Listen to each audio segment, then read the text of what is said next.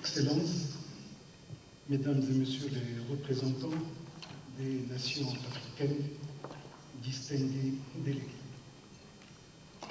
Il va sans dire que la souveraineté alimentaire constitue aujourd'hui un impératif stratégique pour le développement durable et l'autonomie des nations africaines.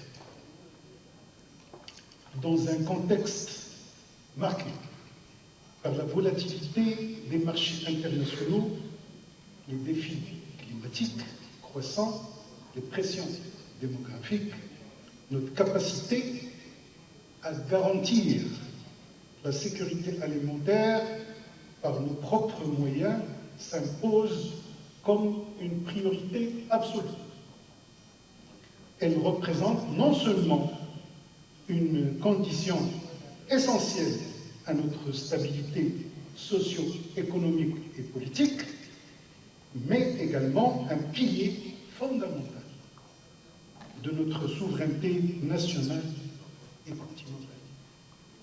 Conscient de ces enjeux, le Maroc a mis en œuvre une stratégie intégrée ayant permis d'accroître significativement sa productivité agricole, tout en renforçant la résilience des petits exploitants.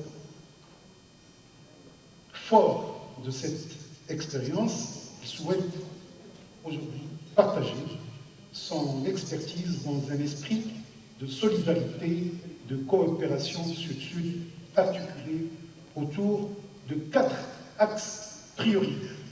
1. L'optimisation des ressources hydriques. Il n'y a pas d'agriculture sans eau. Le Maroc a développé des solutions innovantes, notamment l'irrigation localisée, la récupération des eaux pluviales et la réutilisation des eaux usées traitées. Ces techniques, déjà mises en œuvre avec plusieurs partenaires africains présents parmi nous aujourd'hui, offrent des résultats tangibles en matière de gestion durable de cette ressource vitale. Et je donne un chiffre à titre d'appréciation. L'économie d'eau était de 30 à 50% des eaux utilisées habituellement. 2. L'amélioration des chaînes de valeur agricoles, la réduction des pertes post-récolte et le développement des capacités de transformation locales permettent non seulement de maximiser la valeur ajoutée de nos productions, mais aussi de générer des emplois durables, particulièrement pour notre jeunesse, et permettant aussi de créer une classe moyenne rurale. Et je donne un chiffre, la production nationale a été multipliée par 3 pendant 15 ans. 3. L'accès équitable aux ressources productives. L'expérience démontre l'importance cruciale de sécuriser l'accès des agriculteurs familiaux à la terre, aux semences adaptées et aux services financiers inclusifs, garantissant ainsi une agriculture résiliente et équitable. Et enfin, la mise en place de cadres réglementaires équilibrés, capables de protéger la production locale tout en favorisant les échanges intra-africains, notamment dans le cadre prometteur de la zone de libre-échange continentale africaine, ZLECAf. Excellences, Mesdames et Messieurs, le Maroc réitère son engagement à approfondir les partenariats techniques, scientifiques et économiques avec l'ensemble des nations africaines dans ce domaine stratégique. L'initiative royale pour la sécurité alimentaire, les programmes de formation agricole dispensés à des milliers d'étudiants africains, ainsi que les projets d'investissement conjoints témoignent de cette volonté ferme et soutenue.